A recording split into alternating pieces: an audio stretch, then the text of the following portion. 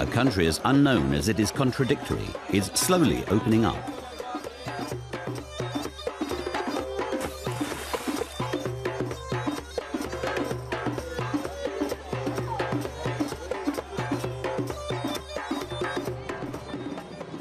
The best way to get to know it is by train.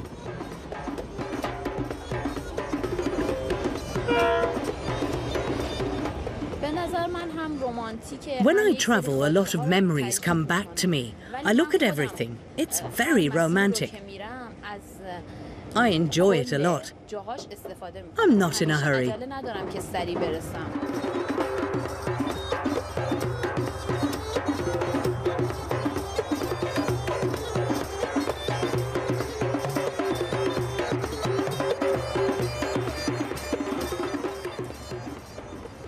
We start our journey of discovery on the Shatt al-Arab, the river that forms the border between Iraq and Iran, a region that was once hard fought over.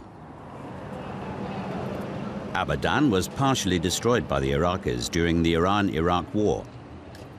Today it's a bustling port.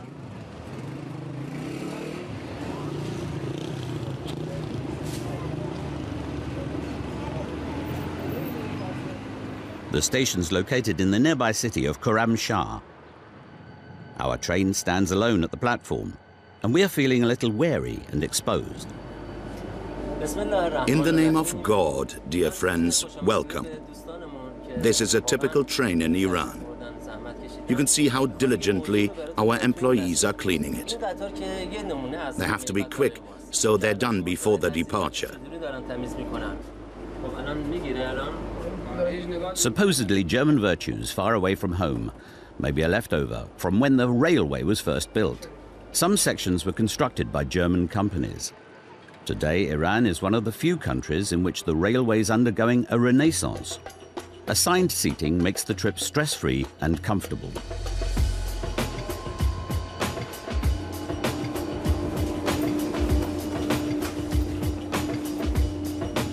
Our train leaves Khorramshahr and heads north.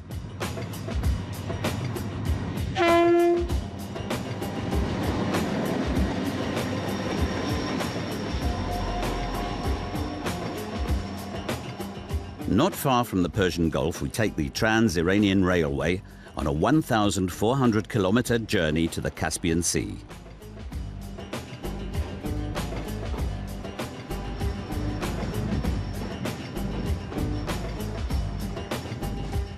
The construction of this railway line was once the prestige project of the Shah of Persia, a central investment in infrastructure.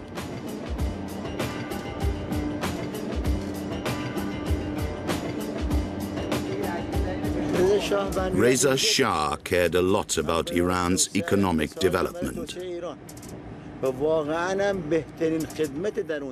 He did a great service to this country by building the railway. Passengers and cargo are transported by train. Millions of passengers a year, as well as lots of machines, vehicles and goods. In 1925, when Reza Khan came to power as Reza Shah, Persia was a structurally weak agricultural country. The train was intended to help the country, called Iran from 1935 onwards, flourish economically. The Shah ruled with an iron fist, and today the Islamic Republic of Iran has its very own understanding of democracy. There's no freedom of the press here.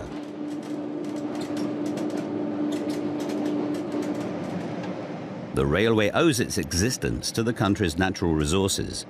It was built to transport oil. Passenger transport was unimportant at first. I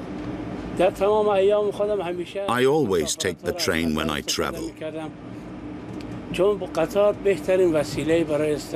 The train is a good mode of transport. You can rest well, and it's safe. It's a varied journey.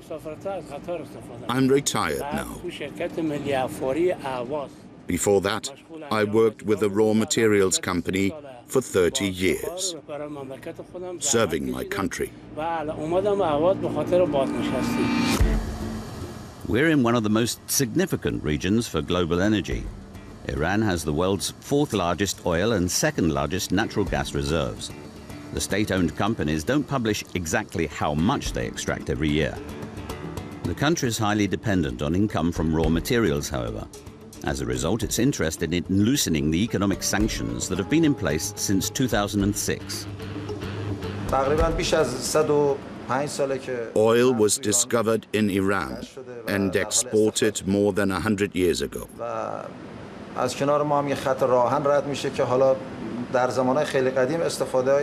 The train line that used to transport the oil to the ships on the Persian Gulf runs right next to us.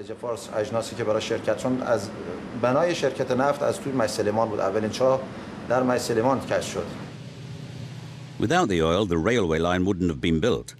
Oil exports created the economic conditions for its construction. That was unusual in Asia at the time.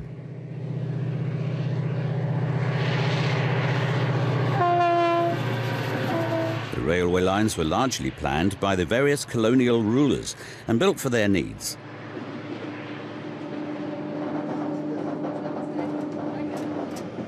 In independent Iran, however, the Shah was in charge. He even raised special taxes. The money for the railway line came from a tax on sugar and tea. That way, we didn't have to get into debt with other countries. The construction of the Trans-Iranian Railway took a good 11 years. 230 tunnels and 4,100 bridges were needed for the difficult terrain. It was worth it. The costs of transporting oil were reduced by 80%. It used to take weeks to transport the oil. Now it could be done in a matter of days.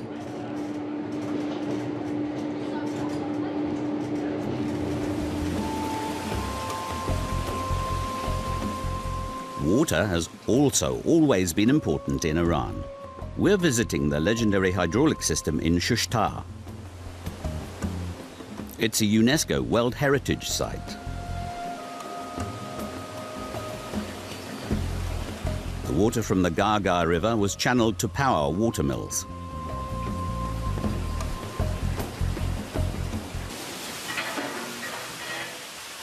Once enough water is dammed, the weir is opened.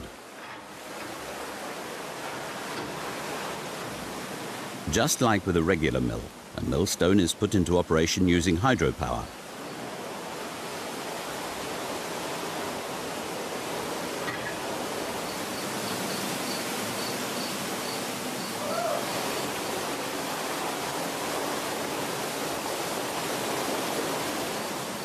The grain is ground.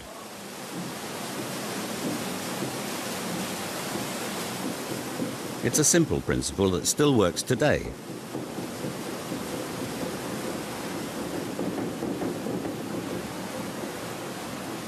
This workplace is also pleasantly cool, even when it's 48 degrees outside.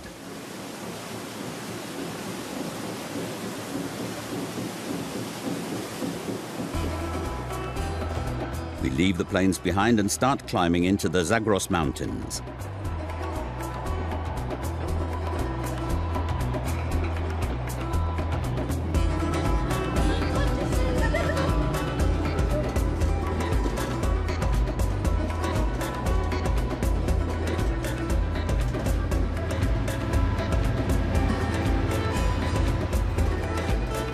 The Trans-Iranian Railway runs through the Deyz River Valley for 70 kilometers.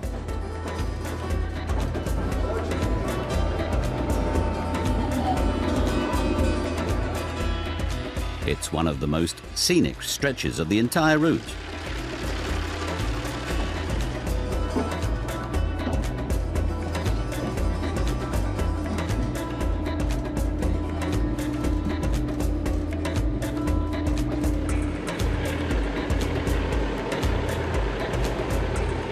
The railway has made this remote region accessible.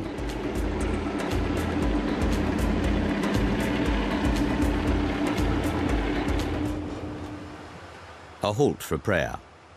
The trains have to make unscheduled stops. Islam is the official religion in Iran. The faithful have around 20 minutes to pray. There are prayer rooms in every station with a strict separation of the sexes.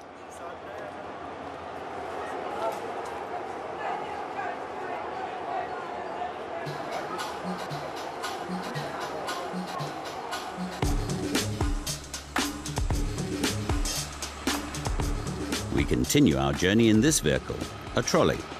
We've been invited to join a maintenance team on its daily inspection trip.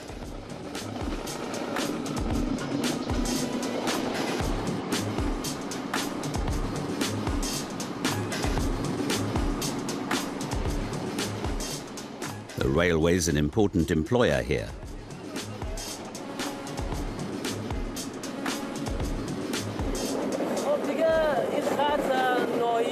The route here in Lorestan has a special appeal. I've been working on this line for 18 years. It's really good work. I'm interested in what I do. I love my work and do it as best I can.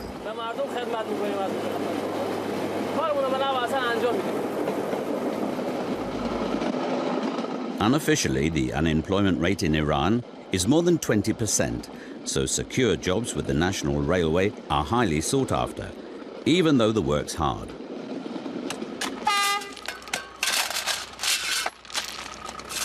The track bed is always moving because of the heavy trains. In addition, two continental tectonic plates meet in the Zagros Mountains, and they also cause the ground to move. The boss quickly checks that everything is as it should be.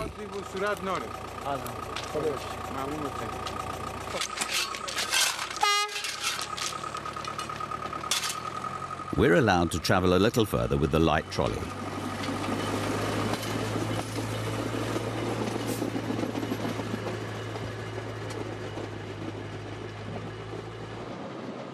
After a short journey, we're in Bishe, a very popular place.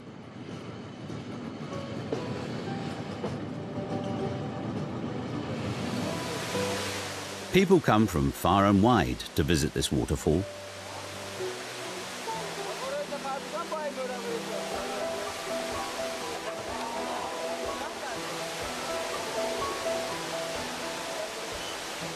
At 70 meters, it's an exciting natural spectacle.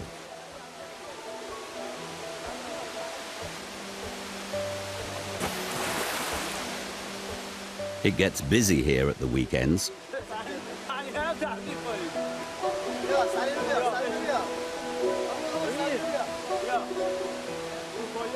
People even come here from distant Teheran to chill out and smoke a hookah. When we're visiting, we only see men. Women aren't supposed to enjoy themselves in public in Iran. But the Iranians have a relaxed attitude to water. There's a saying here, where there's water, there's culture. Water invigorates us. Water is life. Life and the earth are dependent on water. There would be nothing without water.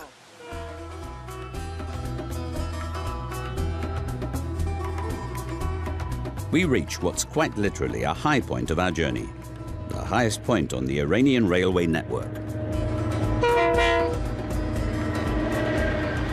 At 2,217 meters.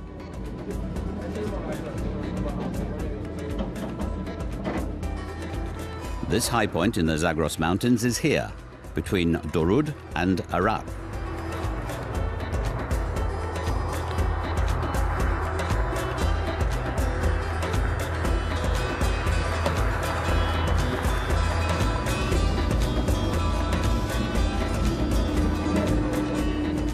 During our Oriental Railway adventure, we constantly tried to chat with the people. We sensed they were fearful. They didn't want to say something inappropriate on camera.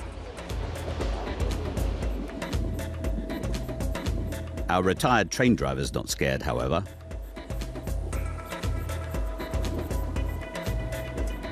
One day I traveled from Haftepe to Shush. The station chief told me that a woman was very advanced in her pregnancy and was in labor. He told me she had to get to Andimeshk. The traffic controller said he wouldn't do it. I took her on the train. When we arrived at the freight station, she gave birth to a healthy baby.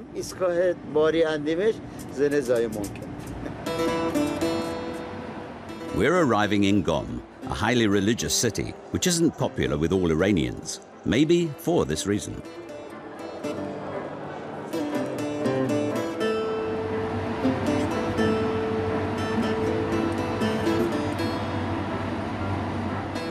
Its inhabitants are considered by many to be fanatical Shiites. There are lots of religious schools in Gholam. The Ayatollah Khomeini lived here until he was exiled in 1964. After his return too, he spent most of his time in Gholam.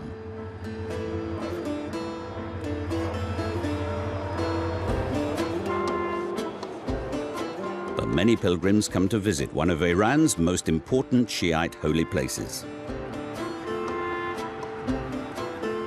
The Fatima Masumeh Shrine. But adherence to Islam as the state religion is crumbling among the population. People feel confined. They feel the state and religion are interfering too much in their lives. The totalitarian claim to power no longer fits with a modern society.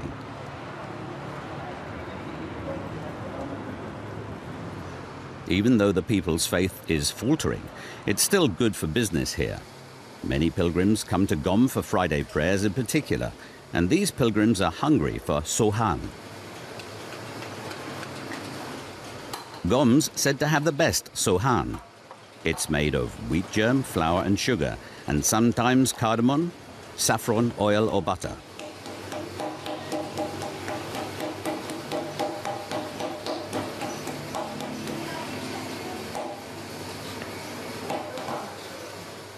Even though few people talk about the Shah these days, when he tried sohan during a visit to Gholam, he made it famous throughout the country.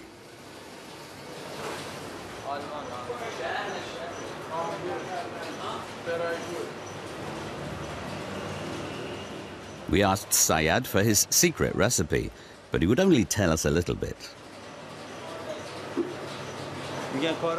You should start work in the name of God, and then it always goes well. We do it the way the scholars taught us. We stick to that, and our success vindicates us. Mohammedia, the new railway station in Gholam, is like a no-man's land way outside the city. Nobody lives here, but it connects to the high-speed rail line to Tehran.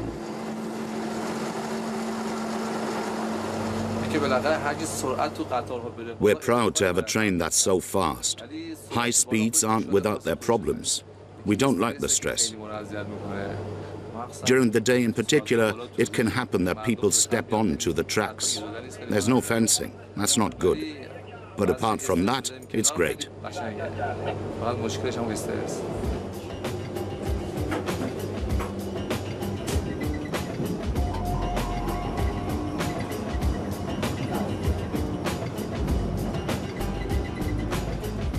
On the last 135 kilometers to Tehran.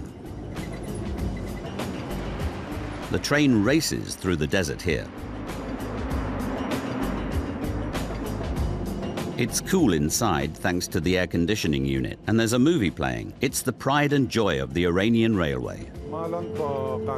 We're on the Iranian Railway's fastest train. The Pardis. It was built by Siemens and has a top speed of 160 kilometers per hour.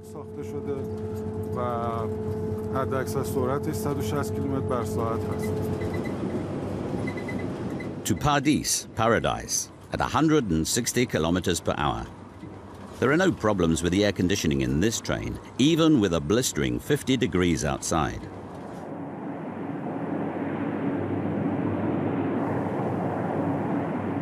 The tracks follow a historic route, the Silk Road.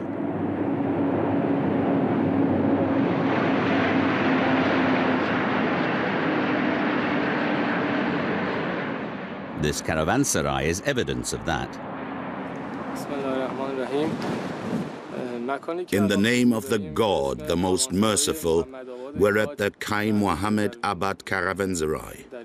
This is one of the most important historic sites in Iran and is very well known. When people still traveled with horses and camels, they would spend the night in such a caravanserai.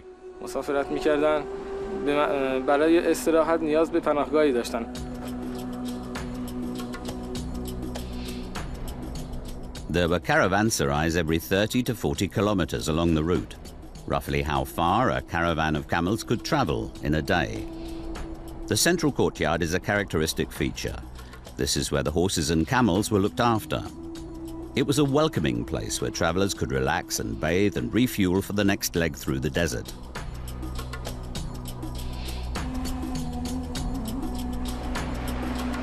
But now we're going to Tehran by express train. Travelers don't need caravanserais anymore. Now they can be gently rocked to sleep.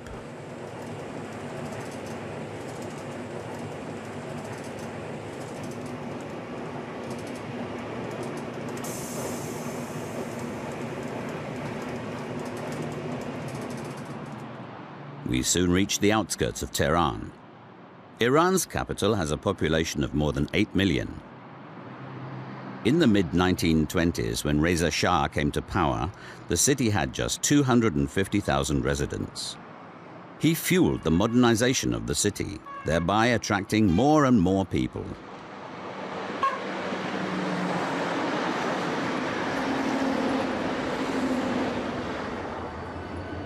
He had the main station in Tehran built by a German company.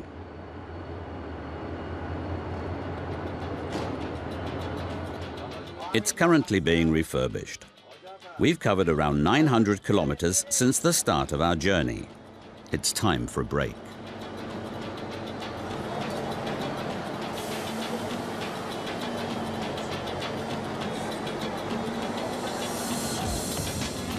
We can get an idea of the size of Tehran from Mount Toshal, which overlooks the city. The bazaar quarters are a must for every visitor to the city.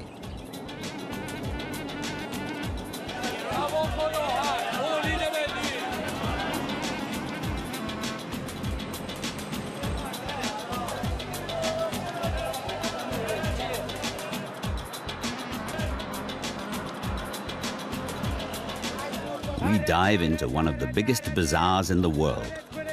Al is 10 kilometers long, 30,000 shops and 100,000 jobs. The bazaris, the shop owners, are powerful. In 1979, they were among the supporters of the Islamic Revolution, fearing the Shah's pro-Western economic policies.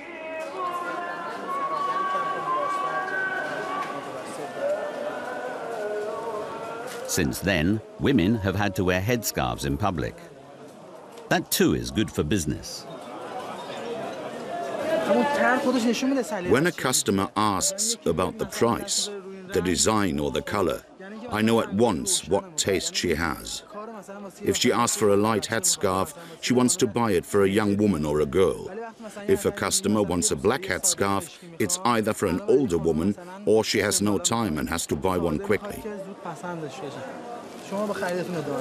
There are guardians of public morals everywhere, making sure that all women obey the headscarf rule.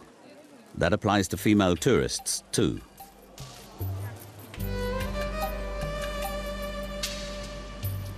We discover this station near the bazaar. It was abandoned a long time ago. It's part of the narrow gauge railway that started operating between Tehran and the Shah Abdol Azim Shrine in Ray in 1888, making it Persia's first railway. This locomotive dates back to the old pilgrims' train. The locals called it the Machine Dudi, the smoke machine. But instead of using the train, the pilgrims initially preferred to cover the 9 kilometers to the shrine on foot, as they had always done. A former passenger remembers. When I was 12, I went to Shah Abdul Azim with my family. There was a big garden there at the time called Bagh Tuti. The people from Tehran went there and relaxed under the trees. There was a lot of pushing around when we wanted to board the train. They were elbowing each other as they climbed onto the train.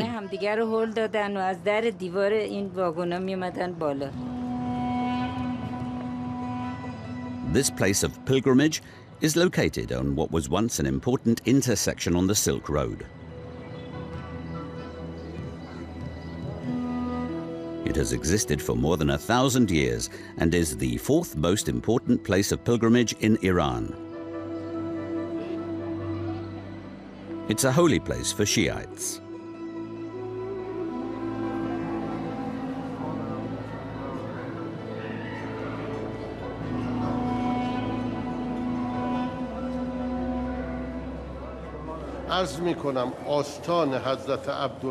The Hazrati Abdulazim pilgrimage site is one of the most sacred places in Iran. This site's in the historic city of Rai. 3 descendants of the Prophet are buried here, as well as some great Shiite scholars.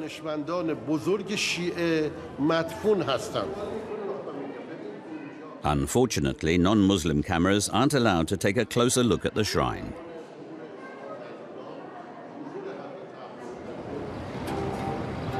Well, other eyes won't miss a thing. Not even the smallest grain of dust on this larger-than-life Quran at Teheran station.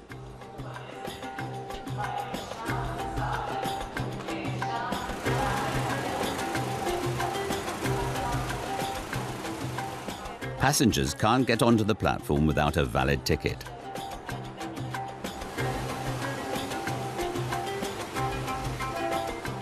The platforms are opened shortly before the train departs.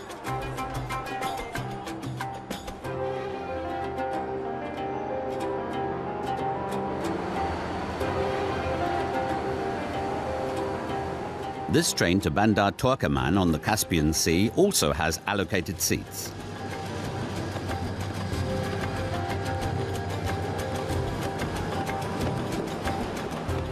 We're going to cover 460 kilometers on our second leg.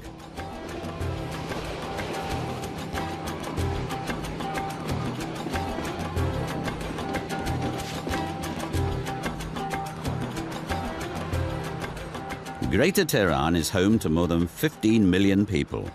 Once again, the conductor forbids any interviews. It's a shame.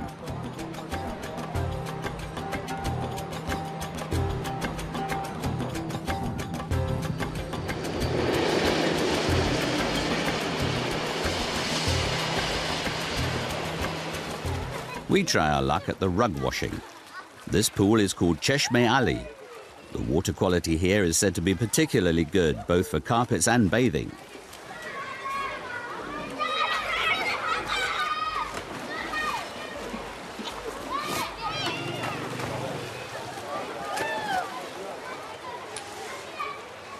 The men handled the hand-knotted rugs with something like veneration.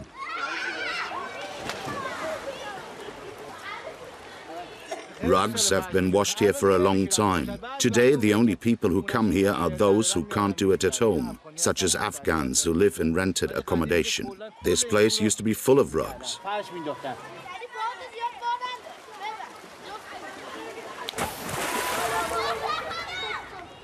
These days, most rugs are dry cleaned.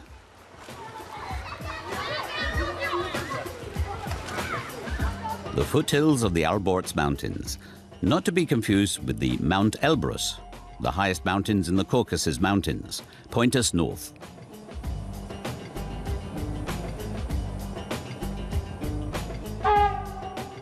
Our journey is currently taking us through the fertile valley in Zarin Dasht, a remote region that can almost only be reached by train.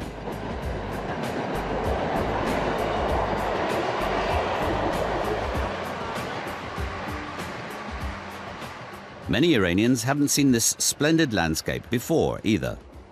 But there are many other reasons to prefer the train to a car. We're from Tehran. We want to get to Shirgah. We take the train because the roads aren't safe. There are lots of accidents. The train's safer. The train continues to climb almost imperceptibly.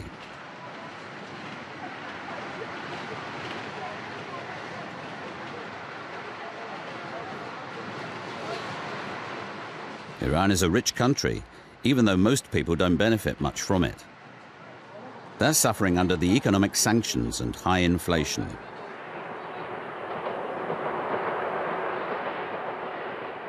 Taking the train isn't always about nostalgia.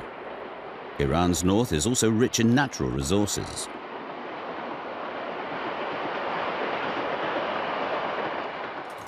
High-quality coal is mined here. The coal mine employs 70 men who all earn around 300 euros a month, about 50% above the legal poverty line.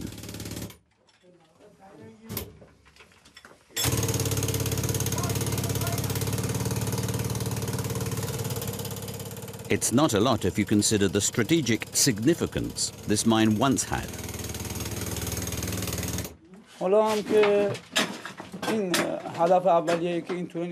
This mine was set up because coal was needed for the steam trains during the Second World War. The trains transported weapons and soldiers and went from south to north.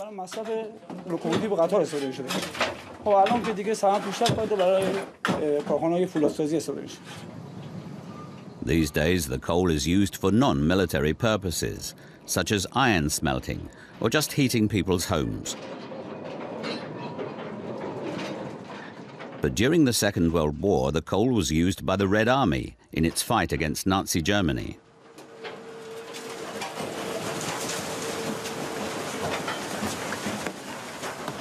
In 1941, Russian and British troops invaded Iran.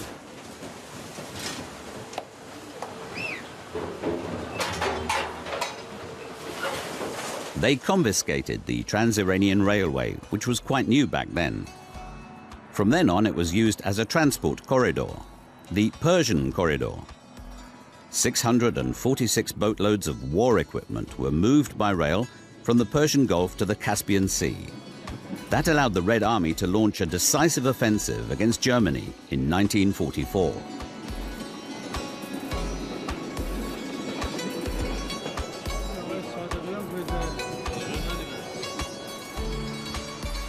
The heavy military trains needed a lot of coal.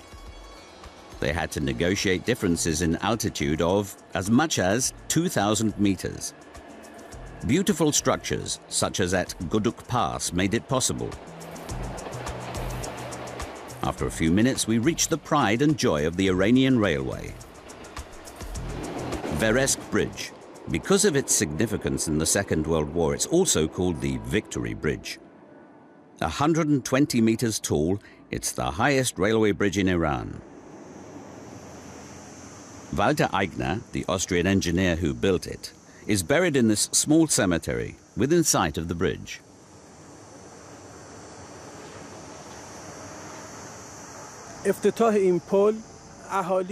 The people celebrated the inauguration of the bridge and sacrificed their animals.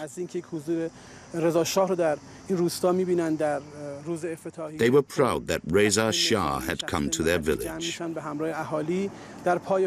Many important people came with him, including from the military.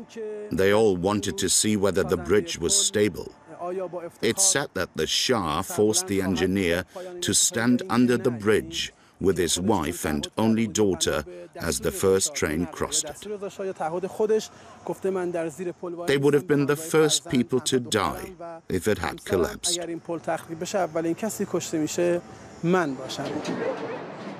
Trains still cross this bridge today. We continue our journey and reach the fertile Caspian coastline.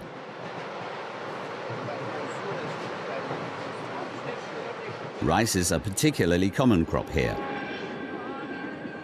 The quiet sounds are evidence of the hard work on the fields and of the dreams of the women doing that work.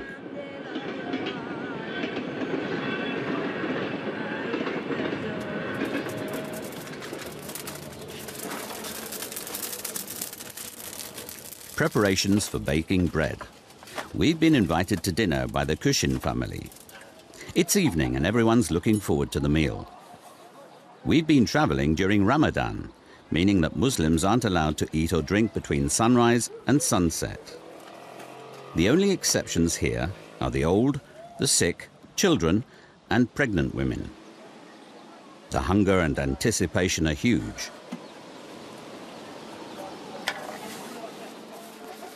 We're all excited about the fresh bread that's still baked here in the traditional way.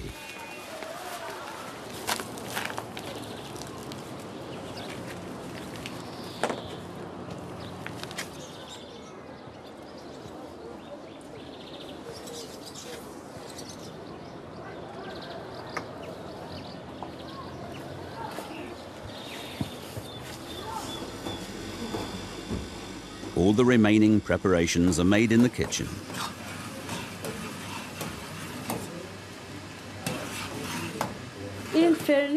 This mash is part of every meal for us. It consists of flour, rice flour, rose water, vanilla, sugar and milk.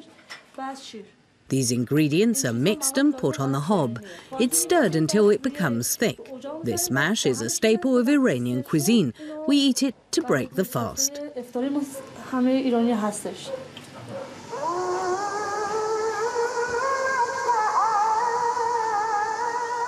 At last it's sunset, and people are allowed to eat and drink.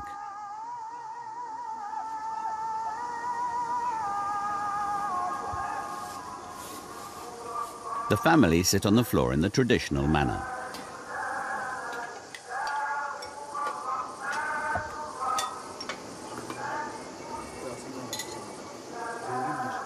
We were allowed to sample the delicious bread as well. We would have liked to enjoy the hospitality of the Kushin family for longer, but we had to move on.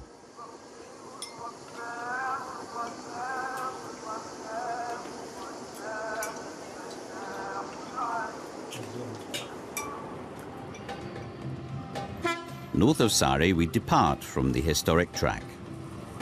There was once a 128-kilometer test track here, built under German supervision.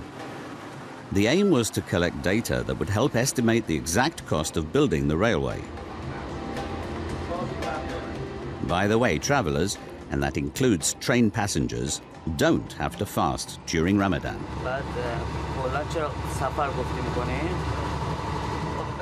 We're heading to Shah to visit our family for Ramadan.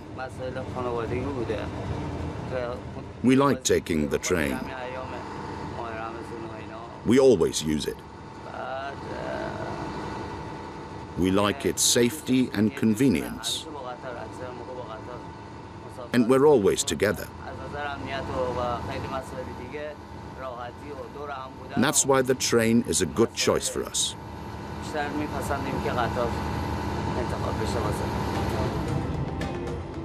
This section of the journey seems to be a good one for sleeping.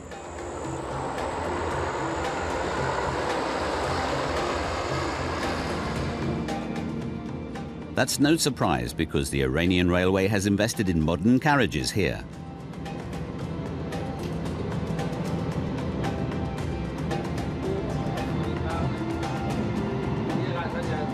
It's good for the train staff too.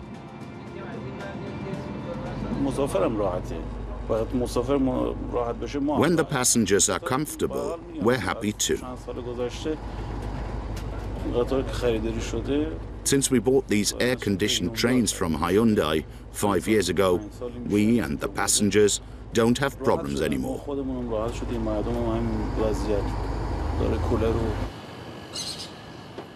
We reached the terminus of the Trans-Iranian Railway in Bandar Turkmen.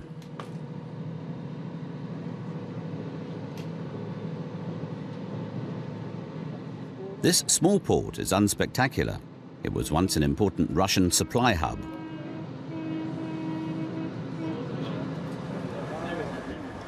The temperatures here are more pleasant than in southern Iran.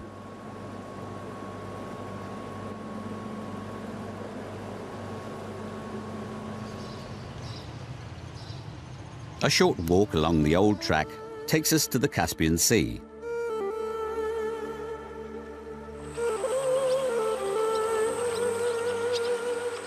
Trains haven't passed this way for a long time.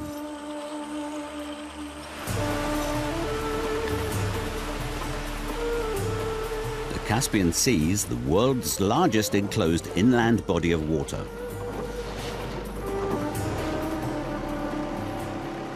Hossein takes us on his boat and shows us the island of Mian Kaleh, which is a protected nature reserve.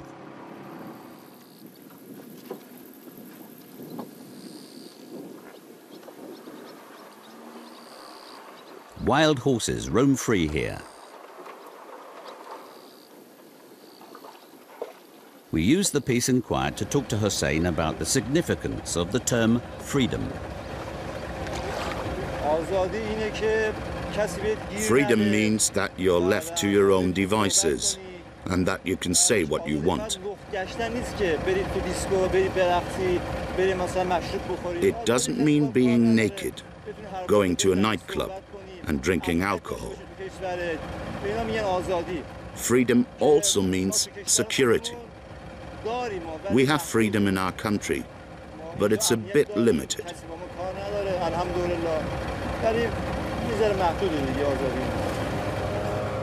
But the country and its society are changing, offering hope that Iranians will be able to live in real freedom one day.